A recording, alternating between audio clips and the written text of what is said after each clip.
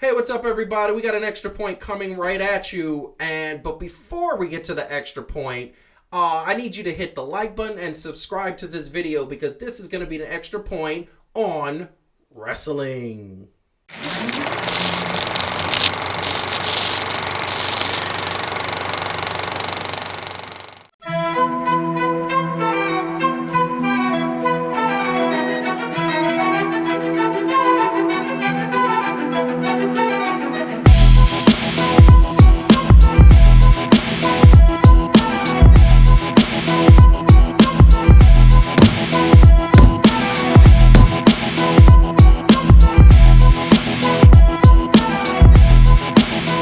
Hey, what's up, everybody? It's another extra point. Today's topic is going to be wrestling and all things wrestling.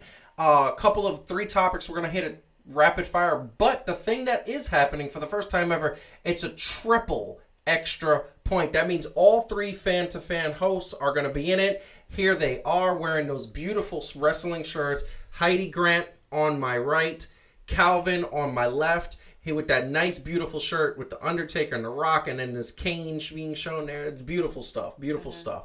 So we're going to get right into it because we're going to talk about this topic. The first topic is what is happening in the WWE, and more importantly, what is happening with Bray Wyatt and Alexa Bliss. They are like the spooky, scary Bonnie and Clyde, and I will tell you, with Halloween coming around, not a bad thing to have it. Originally, just a really quick note, originally it was supposed to be Bray Wyatt facing Roman Reigns in Hell in a Cell, but in our second topic, we're going to talk about why that didn't come to fruition. Because there's such good chemistry with the Usos and Roman Reigns. That being said, we are talking about Alexa Bliss, Bray Wyatt. I'm going to shoot it over to Heidi first. What do you think about Alexa Bliss and Bray Wyatt? I love it.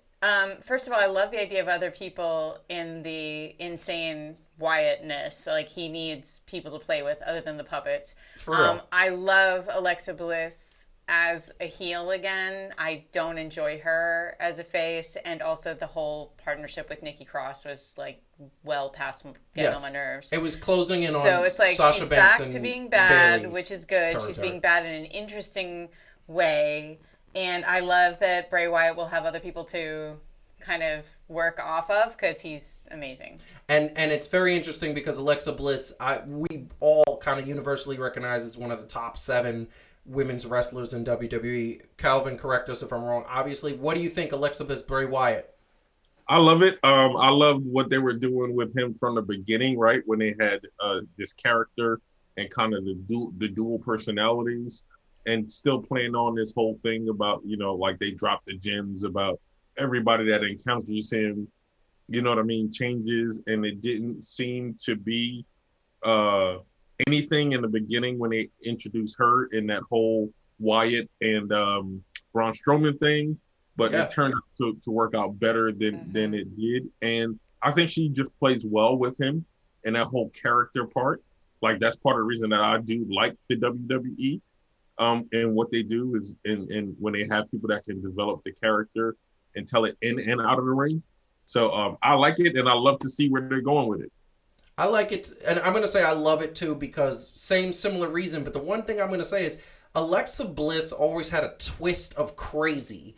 I remember her little sort of icon or logo that when she first started was she had that little sort of like pigtailed well, she was doing Harley Quinn. And she was doing Harley Quinn. So the thing that I want to say is that was, to me, was a really, really cool thing. And I think she has a twist of crazy to her that is just like, works well with him.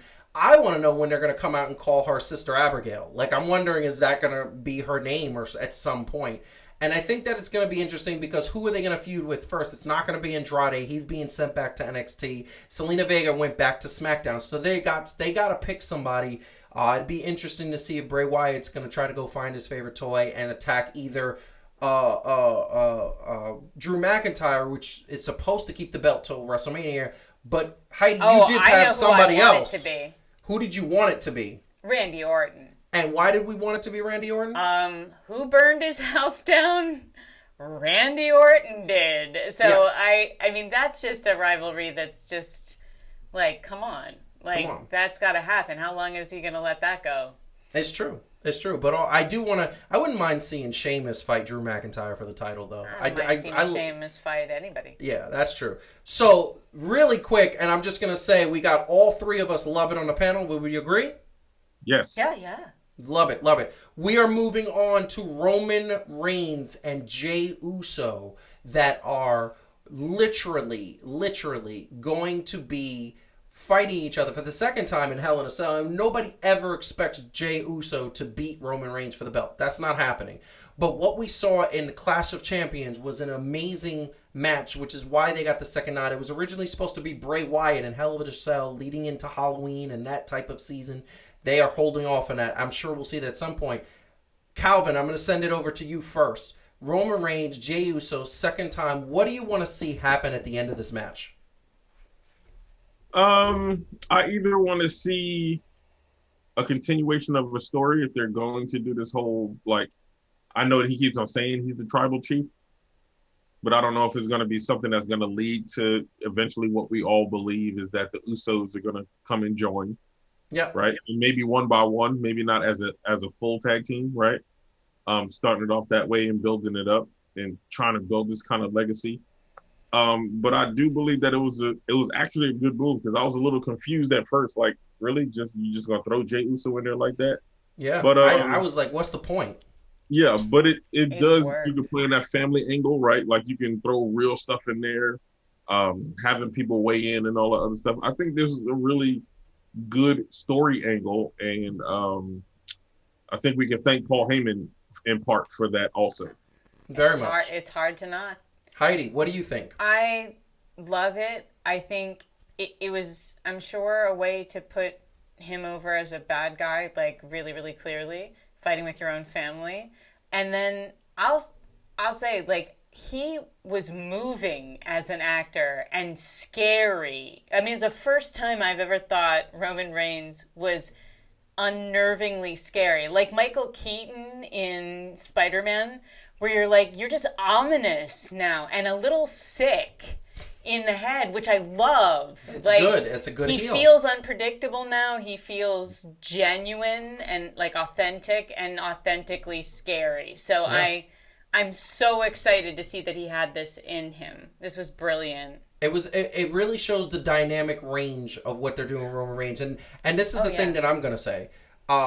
They are going to do a sort of Samoan mafia type family faction. Dope. That is coming, and if it comes out of this match where maybe Jimmy Uso comes down again and says enough is enough, and maybe Jey this time kind of submits, and now you have Roman Reigns with the Usos as the bad guys. I really, really want to see either Tamina or Nia Jax or both going in and being that sort of fourth, fifth member that they're going to throw in, because honestly, they can do it and it would be amazing. And I think it would be a dominant faction. And then you have like, you know, I said it a million times, I want to see Retribution kind of be connected to that in some way, that maybe Roman Reigns is telling Retribution and Ali what to do, but on Raw, so that they could dominate that faction. Real quick, Yeah. I would just say Tamina is on SmackDown, so She there is. is that potential. And then Yeah. the other thing I'd say, just another props to Paul Heyman and Calvin. I don't know if you feel like this too, but I like how Paul Heyman changed his character. Yes, because like they're not how friends. he is with Roman is so different than how he was with Brock Lesnar, and that Really he's awesome. so differential and quiet and Yeah. Like he's it's- scared of Roman. yeah, and Yeah. but he's also not screaming all the time, which is actually turning out to be really pleasant too. So I it's like really that pleasant. dynamic. And want to call shouts out to Bray Wyatt for having a walrus character. That was one of the funniest Oh my moments in God. wrestling. So going on to the third and final comment, and once again, if you're watching this video, hit the like button, subscribe to the channel. I want to say this, and we love AEW. Do we agree? We love AEW. Great wrestling we do. product. Yep. Okay. So, Jon Moxley, speaking of this, at this moment is still the champion. Who do you think is going to take Jon Moxley? And I'm going to put something up on the screen. This is the new 10th tournament that's going to crown a number one contender. And it consists of Pentagon L0, which is Pentagon Jr., Ray Phoenix, Kenny Omega, Joey Janela, Colt Cabana, Adam Hangman Page, Wardlow, and Jungle Boy.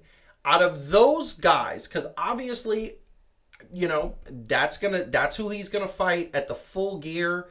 I'm assuming the Full Gear Finals is gonna be there, and then he'll kind of go on. I don't know if anybody else is gonna take Jon Moxley. So the first question is, who do you think Jon Moxley, without this tournament, if he loses it at Full Gear, who do you think is gonna take it from him? It wouldn't be any of these guys. And if it's not the person at Full Gear, which one of these guys has the best person to take the championship? Calvin, I'm going to let you go first. I would actually like to see MJF take it from him at Full Gear. But I don't know if that's going to be a thing. And sometimes they do throw monkey wrenches in there, so you can't fully guess who that's going to be, right? Now, I would say that for me, I could kind of see them going with Kenny Omega, since it seems like they're going to take him back to that point where he was that, I forget what they call this character, the Twisted Angel or something like that, but like out of this baby face-ish type deal, and he's slowly going back to kind of that crazy-ish, you know what I mean, person like he was in New Japan. Yeah. So I could definitely see it being Kenny Omega ultimately getting a nod to take that belt. So you think Kenny Omega might win that tournament and take the belt? Yes. Interesting. I got something to say about that. I'm glad you said that, actually. Heidi, what do you think? So I know what you're going to say, but I think AEW is not as wedded to the idea that only faces can fight heels. And right now, yes, I know Hangman, they're hinting at his alcoholism and, bad attitude, but he's not really a heel yet. So he has to beat the crap out of Adam Hangman Page. That's what has to happen in order for him to be a heel. But look, I actually am with Calvin on this, and I could actually see two ways it could happen. So I actually think it's going to be Kenny Omega, but I could actually also see Wardlow winning the shot at it and then giving it to MJF. Wow. As a way to get MJF in there. Because AEW is surprising. They will do... I think we know it's not Janela and Colt Cabana. No, it's not. It's not the Ray Phoenix. One of the Lucha Bros. Yeah, it's not going to be them. I actually think Kenny Omega is due. I knew they held off on giving it to him because they wanted to build up a bunch of other people, and he was already a big deal. But it's also as a fan, it's like, when the hell is Kenny Omega gonna get this? I'm saying it right here. I love this shirt, Kenny Omega, and I love Kenny Omega. I'm gonna tell you right now that Jon Moxley they don't have the problem with AEW looking at it from a business perspective, from a ownership perspective. From a perspective of we are trying to grow, you have three main eventers on your roster. You have Jericho, you have Kenny Omega, and you have Jon Moxley. Those are the three guys that on any realm or universe, you could put them on talk shows, you could put them on ESPN, you could have them do interviews, and that's what they need right now because unfortunately, AEW is still trying to climb the ranks. Now, MJF is in that number sort of He's in 4. the second tier. He's in the second tier, but he's the top of the second tier. So, I'm going to tell you right now, I thought MJF was going to take it from him when they fought before, and it was very interesting because they had a really good match. The main thing that is coming out of fans to AEW is, are you going to keep having WWE guys as your champion? Well, that's why you choose Kenny Omega. And that's why you choose Kenny Omega. However, I think that the better build up to the heel, and I don't think they're going to do babyface versus heel or anti-hero versus babyface. I don't think they're going to do that yet. I think they're going to have a heel take it off of Jon Moxley. I think it's going to be Adam Hangman Page. I think they've been setting it up because he is one of the best wrestlers.